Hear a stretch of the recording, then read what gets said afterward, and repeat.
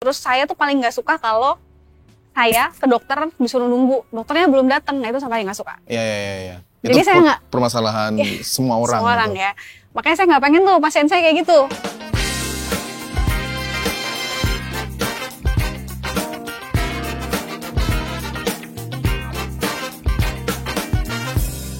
Halo warga Atlas, kembali lagi di program Think Tank, sebuah konten edukasi dari permasalahan dan isu-isu terkini. Dan saat ini kita masih di 9 Yards dan di sebelah kanan saya udah datang Mbak Dr. Embun. Halo Mbak, selamat pagi. Pagi. Saya mau bacain dulu sedikit soal Dr. Embun ini. Dr. Gigi Embun Munggarani, sekaligus pemilik dari EDC Dental Care Semarang bersama dengan Dr. Gigi Kartika Niansa yang mulai beroperasi sejak Oktober tahun lalu. Oh, baru ya, Mbak? Baru pindah.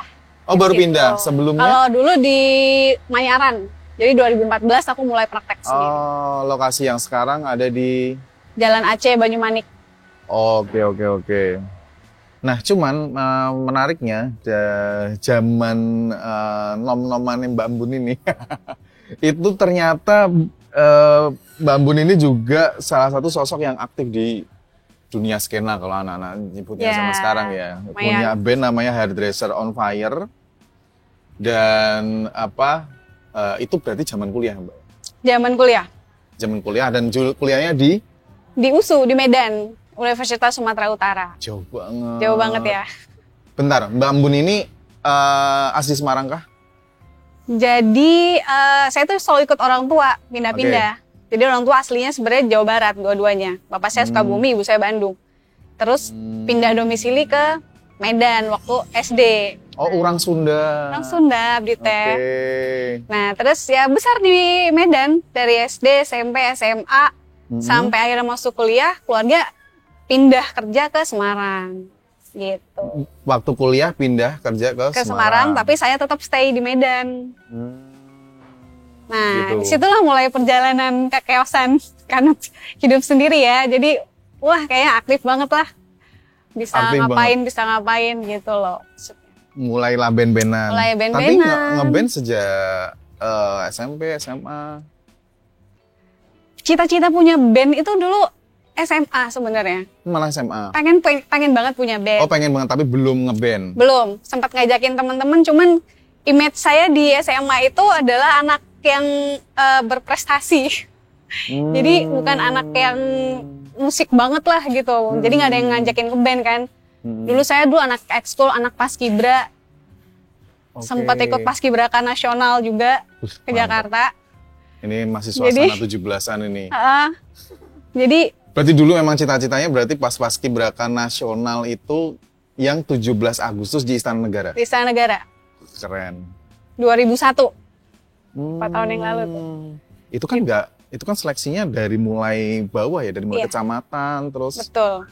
Dari sekolah, tingkat sekolah, terus tingkat provinsi.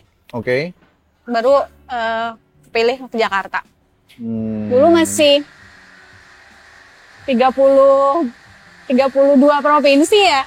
32 provinsi. Iya, dulu itu masih tahun berapa, Mbak? 2001. 2001, oke. Gitu. Ya, itu akhirnya ya image-nya anak kaku banget lah gitu ya. Ya diajakin ngeband, ayo dong ngeband, aku mau ngeband gitu kan, tiba-tiba nggak ada yang mau lah gitu kan. Sedangkan dulu anak-anak yang band-ngeband kan udah main di skena gitu. Sedangkan saya sama sekali kayak ya anak inilah gitu, anak cupu. Nggak akan berprestasi di bidang yang lain. Ya, gitu. Nggak aktifnya di bidang yang lain. Gitu. Terus akhirnya masuk 2005 itu kebetulan orang tua saya kan mulai pindah tuh. Saya ambil kuliah, jaga distro. Jaga distro. Nah, di distro kan bisa ada komunitas kan. Kebetulan ada komunitas musik. Yang waktu itu jadi teman main juga. Ya akhirnya kecimpung di situ deh. Gabunglah sama band. Hairdresser on Fire ini. Ya. Kenapa namanya hairdresser? Karena saya itu di komunitas tukang motongin rambut anak-anak. Dari kayak gitu backgroundnya. Ini genrenya apa? Post-punk. Post-punk. Post-punk tuh kayak ya yes, Hmm. bawain kayak gitu, bawain Crystal Castle, bawain Le Tigre, kayak gitu.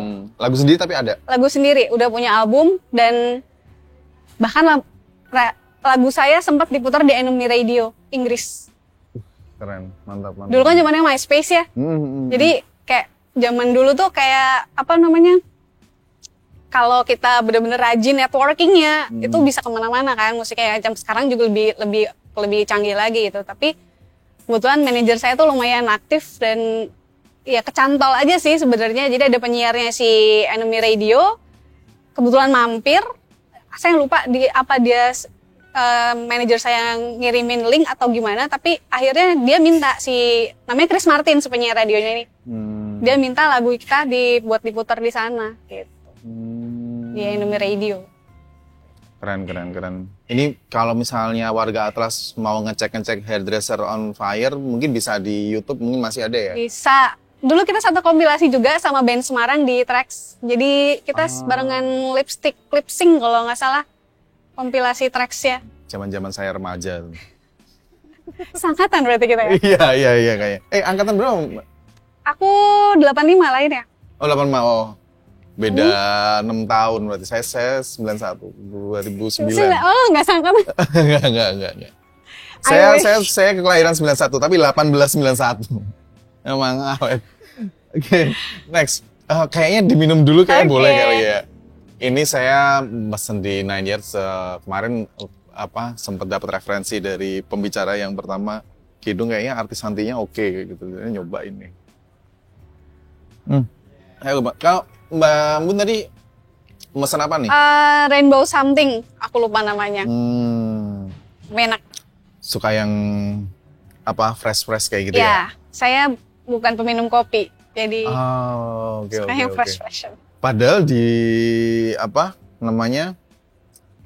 ini apakah nggak minum kopi karena terkait kesehatan gigi kayak gitu? Nah itu dia tuh, saya belum menemukan nikmatnya kopi ya. Apa orang-orang gimana? Tapi kayaknya bukan. It's not your cup of tea aja. Tea person aku. Oh, tea person. Cocok ya sama yang ini nih. Kayaknya harus nyobain. Oke, balik lagi Mbak Bun tadi udah cerita soal zaman kuliah. Akhirnya memutuskan band-bandan. Kuliahnya dokter gigi pula. Iya. Saya yang ngebayangin ya, kalau kuliah dokter gigi itu kan bakal hektik banget ya. Mbak Bun masih bisa band-bandan. Sorry, lulusnya pas atau agak molor? Lulusnya saya molor setahun karena waktu itu sempat cuti 6 bulan. Ya not bad lah kalau disambi sama band-bandan.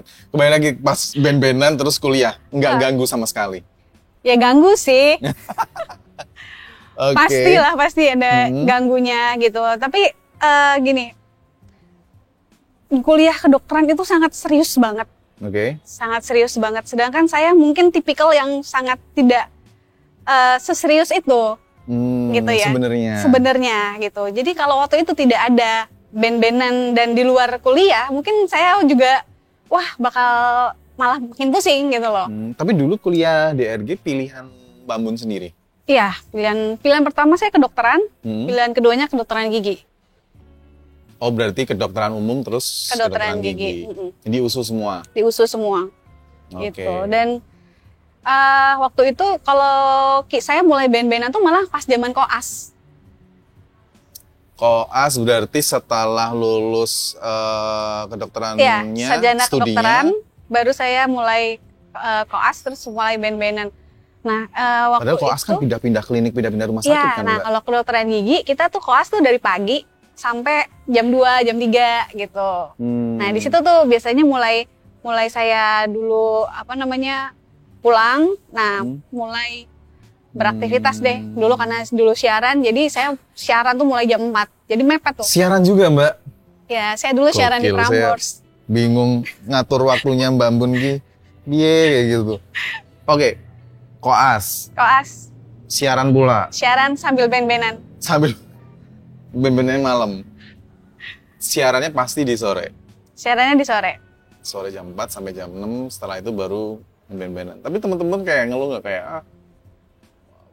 Mbak Ambun kayaknya susah, nggak fleksibel waktunya, pernah punya isu kayak gitu nggak di zaman ben-benan? Enggak sih, kebetulan. Kebetulan kan pas sama-sama masih pada kuliah juga ya.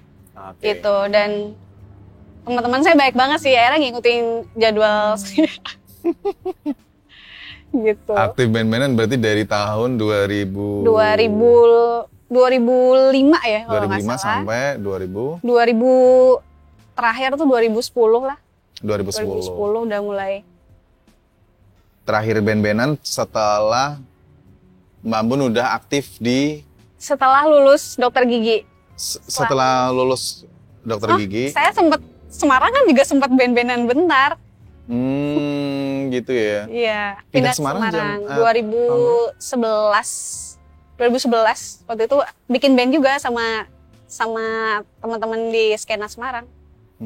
Karena udah terbentuk jejaringnya pada saat Mbak Iya, Ambun betul. ngeband-bandan di Medan kayak gitu ya. Sip. Terus abis itu udah tuh 2011 udah off sampai sekarang. Sampai sekarang. Oke, sekarang udah mulai jadi dokter gigi beneran nih, udah mulai sibuk.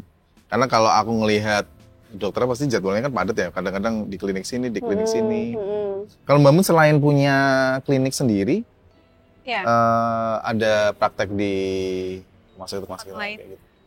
Enggak sih, saya cuman ada di klinik saya sendiri. Jadi gitu. Karena memang Klinik kemarin pribadi. sempat 2 tempat, tapi kok kayaknya wasting time ya.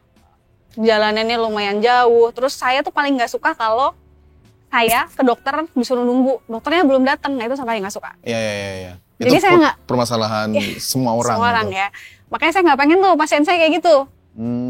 Jadi saya bener-bener standby di klinik dari jam buka sampai jam akhir, biar apa ya itu, biar pasien tuh selalu ada standby dokternya. Selain saya juga emang saving energi ya, saving waktu dan lain-lain, saya rasa lebih efektif juga buat pasien saya, jadi nggak kelamaan nunggu. Nah itu tuh service yang menarik di edisi dental care. Teman-teman warga Atlas nggak perlu nunggu karena pasti dokter Embun Iya, standby di situ. standby. Nggak nyambi-nyambi di klinik Iya. lainnya. Kesalahan orang Indonesia adalah membawa anaknya telat ke dokter gigi. Jadi kunjungan pertama itu dilakukan bukan di usia anak pertama kali tumbuh gigi. Biasanya usia 6 tahun, 7 tahun, di mana sudah ada masalah. First experience should be fun. Gitu, jangan sampai bikin trauma.